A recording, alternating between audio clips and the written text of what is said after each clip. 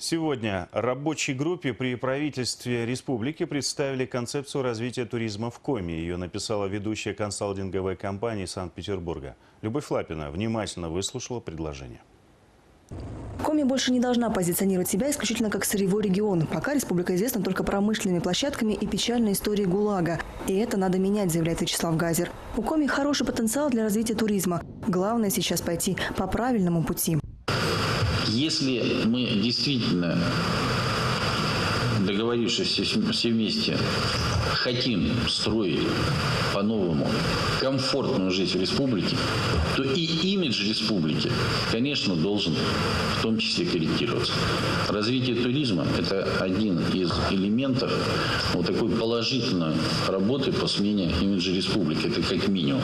Не говоря уж о том, что это все-таки отрасль экономики.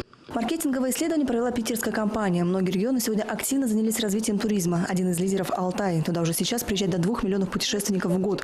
В соседнюю Архангельскую – 300 тысяч. В Коми пока только 40 тысяч. И этому есть объяснение. О республике за ее пределами практически никто ничего не знает. Более-менее адекватное представление о республике Коми имеет 4% респондентов, 5 человек из 120.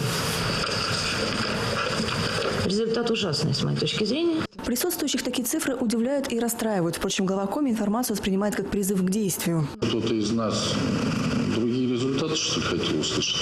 У меня по всей стране родня, знакомые, друзья, учился.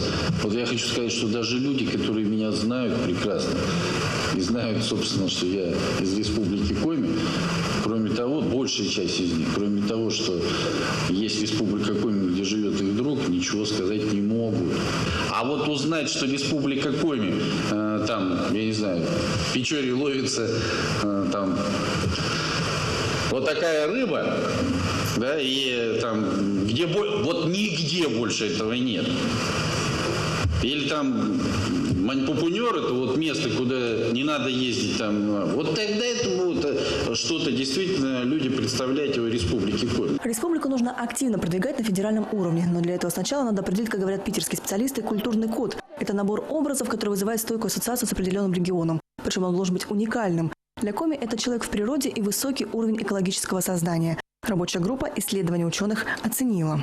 Скажу откровенно, сказать, что я услышал что-либо новое, наверное, нет, потому что мы этой темой также занимались, очень много изучали и различные концептуальные подходы в той или иной мере впитывали как раз то, что мы услышали. Но, пожалуй, и здесь надо откровенно скажу, пожалуй, впервые мы услышали стройную систему, научно четко согласованную, научно, ну я бы так сказал, крепко сколоченную, хорошую концептуальное видение программу. В итоге, судя по концепции, основной упор развития туризма в Коми сделать на этнокультуру и природу. В регионе 200 заповедных мест. А главным туристическим брендом должен стать Маньпупунер. Столбы выветривания будут активно продвигать, второго такого памятника природы нет. Любовь Лапина, Василий Янин, телеканал Юрган.